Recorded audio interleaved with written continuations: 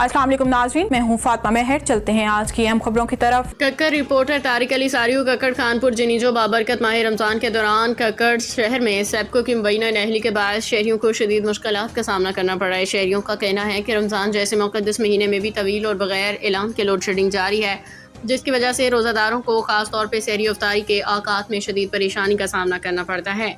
मुकामी रिहायशियों के मुताबिक शहर के मुख्तलिफ इलाकों में कई घंटों तक बिजली बंद रहती है, जिसके बायस न सिर्फ घरेलू मामूलात मुतासर होते हैं बल्कि छोटे कारोबार भी बुरी तरह मुतासर हो रहे हैं। दुकानदारों ताजरों का कहना है कि बिजली की अदम दस्तयाबी की वजह से कारोबारी सरगर्मियाँ सुस्त पड़ गई हैं, जबकि गर्मी की शिद्दत के बायस शहरियों की मज़ीद मुश्किलात का सामना करना पड़ रहा है। शहरियों का मज़ीद कहना था कि सबको हुकाम को कई बार शिकायत भी की जा चुकी हैं, मगर ताहाल कोई खातर खा इकदाम नहीं किया गया। उनका कहना था कि रमज़ान जैसे बाबरकत महीने में बिजली की बिला तातुल फराहमी के लिए खसूसी इकदाम किए जाने चाहिए थे, लेकिन सूरत हाल इसके बरक्स नज़र आ रही है।